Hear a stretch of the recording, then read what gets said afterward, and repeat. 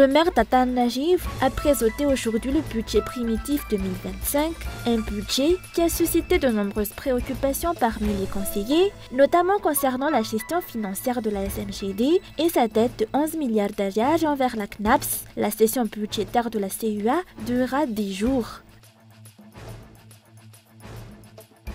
Le projet Tanamaswanj se poursuit malgré l'opposition des habitants de Timabeumbi. Vendredi dernier, ils ont été surpris par des responsables venus poursuivre les travaux perturbant leurs terres. Ils ont protesté et empêché la continuation des travaux. De l'actualité internationale, hier, une quinzaine de dirigeants européens alliés de Kiev se sont retrouvés à Londres pour resserrer les rangs autour de Volodymyr Zelensky et repenser la défense de l'Europe.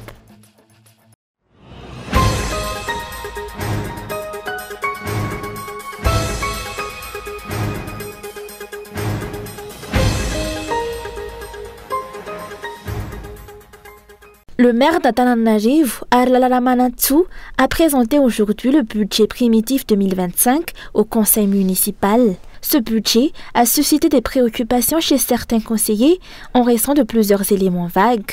Un point d'interrogation majeur concerne les montants à prélever auprès des taximotos dans le cadre de leur régularisation. Une mesure instaurée en 2024, mais dont la mise en œuvre demeure imprécise. Par ailleurs, la gestion financière de sociétés municipales telles que la SMGD ou Société municipale de gestion digitale sera transférée à la commune. La SMGD étant confrontée à une dette de 11 milliards d'ariars envers la CNAPS, la question se pose, la commune prendra-t-elle en charge cette dette? Que comptez-vous faire concrètement? La décision de transférer la gestion financière de la SMGD à la commune reste floue pour moi. Cette société, qui cumule une dette de 11 milliards d'ariars envers la CNAPS, n'a pas été en mesure de la rembourser depuis plusieurs mois. La CNAPS menace d'ailleurs de saisir ses biens. Toute action engagée doit être transparente et conforme à la loi.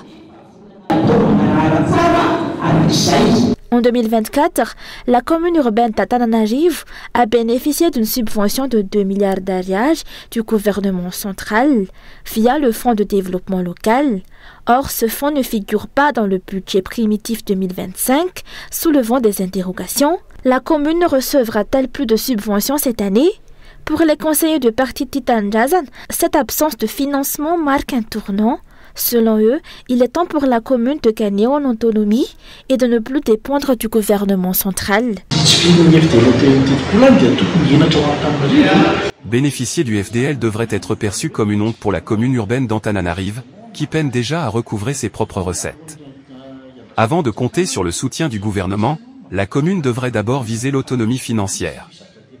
L'État avait déjà accordé 10 milliards d'ariars à l'administration précédente, mais ces fonds ont été utilisés pour aménager des jardins et construire un centre commercial devant le Sénat. Or, ce centre peine aujourd'hui à attirer des commerçants, notamment au 3e étage, preuve que de tels projets ne sont pas viables. La session budgétaire au sein de la commune urbaine d'Atananarivo s'est ouverte aujourd'hui et durera 10 jours. Les conseils municipaux s'attendent à ce que les nombreux points incomplets soient corrigés lors des travaux en commission. La prévision s'élève à 79 milliards d'ariars pour ce budget primitif 2025 de la commune urbaine d'Atananarivo.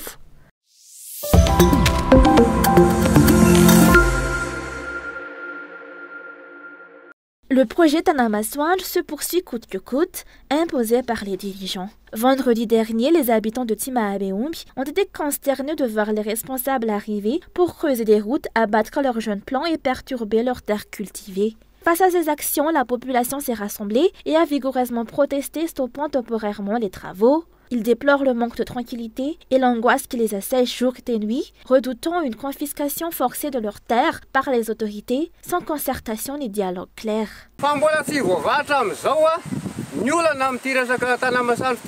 Les problèmes liés au projet Tanamaswanj demeurent irrésolus. Ils continuent d'empiéter sur nos terres, qui sont essentielles à notre survie. Au lieu de nous soutenir mutuellement, on nous exploite. Mais nous restons mobilisés et déterminés. Nous ne céderons jamais nos terres. Les habitants de la région se sont depuis longtemps manifestés et ont clairement exprimé leurs revendications concernant le projet Tanamasoandro. Le 17 février dernier, les habitants ont organisé une manifestation de protestation contre la mainmise de leurs terres en brandissant des banderoles dans la ville d'Imirtiatousk et en remettant une lettre de doléance au maire. Malgré cela, la dictature continue, ce que les habitants disent ne pas accepter jusqu'à la fin.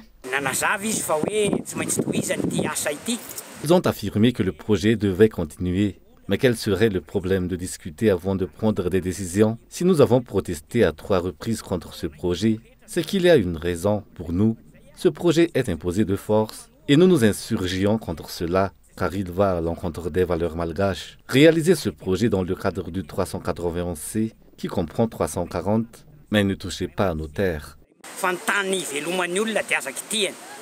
Les habitants d'Imirtiatousk, affectés par le projet Tanamasoandro, ont déclaré que cette situation signifie la poursuite de l'accaparement de leurs terres agricoles et de leur habitation par le gouvernement. Face à cette injustice, ils intensifieront leur lutte et sont déterminés à se battre jusqu'au bout pour défendre leurs droits, ont-ils souligné.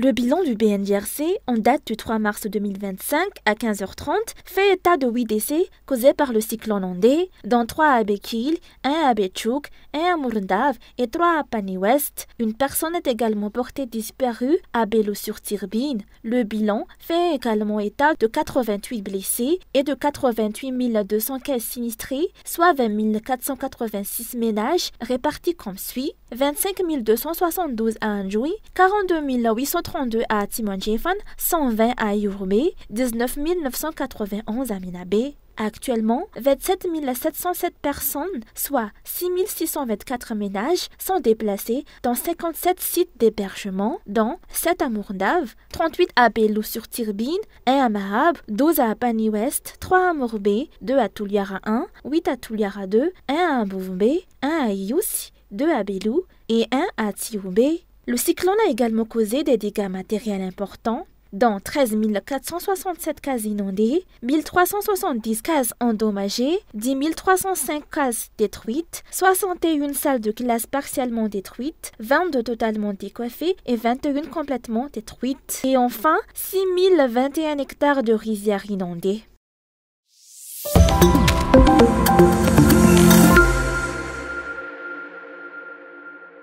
La CENI n'a pas respecté le délai légal pour la publication du rapport sur l'organisation des élections, selon l'Observatoire Safid. Le rapport n'a été mis en ligne sur le site de la CENI que le 20 février dernier, alors que la loi prévoit un délai d'1 mois pour sa publication, soit au plus tard, le 11 janvier.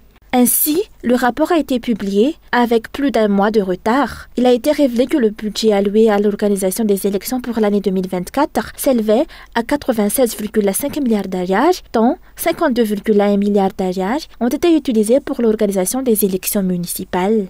Safid a souligné que la CENI manquait de transparence dans son travail. De nombreux points doivent être améliorés pour instaurer la transparence dans l'organisation des élections. On constate un manque de transparence. L'accès à l'information auprès de la CENI se fait principalement via son site web, mais il est souvent difficile d'y obtenir des informations claires. Malgré les remarques faites à la CENI pour améliorer son site, aucun changement n'a été observé jusqu'à présent.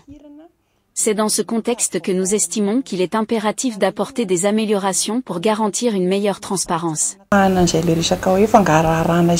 D'après les explications, un budget spécial sera alloué pour l'organisation des élections dans les communes où le tribunal a ordonné leur renouvellement. La Commission électorale nationale indépendante attend également les décisions du Conseil d'État concernant les recours qu'il a reçus. Par la suite, la CENI présentera des propositions concernant la date de ces élections à refaire ainsi que le budget nécessaire à leur organisation.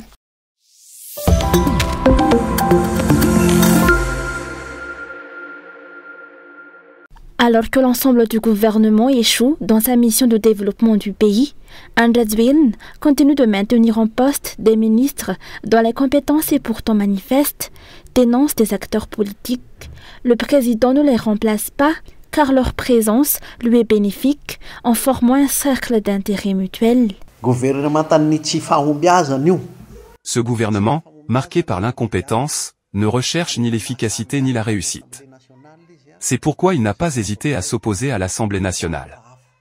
Il fonctionne comme un cercle de prédateurs qui se protègent mutuellement, comme en témoignent les nombreuses richesses nationales bradées. À ce rythme, le pays bascule vers une démocrature ou une démocratie de façade où règne en réalité l'autoritarisme. Et ce qui les maintient au pouvoir, c'est l'appui des forces de l'ordre. Ce politicien a souligné que tous les projets entrepris dans le pays se sont soldés par des échecs, qu'ils aient été menés dans l'urgence ou imposés de force. Ils ont suscité de nombreuses plaintes en raison des dommages qu'ils ont causés. Le projet Tanama Swandj en est un exemple flagrant. Des années après son lancement, les habitants concernés s'y opposent toujours, dénonçant ses conséquences néfastes.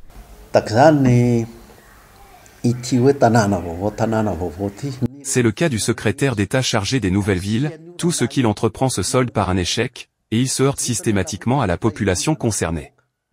Le président et le premier ministre en sont conscients, tout comme ils savent que le projet de téléphérique est voué à l'échec, mais ils persistent malgré tout. Dans un système gangrené par les prédateurs, il n'est guère surprenant que des ministres incompétents soient maintenus en poste. Le fiasco du stade Barea en est une illustration.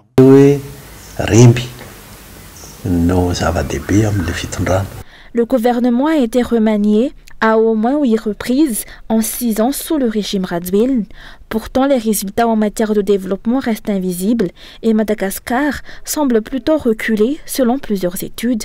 Malgré les efforts annoncés, aucun impact concret n'est ressenti dans la vie quotidienne des citoyens.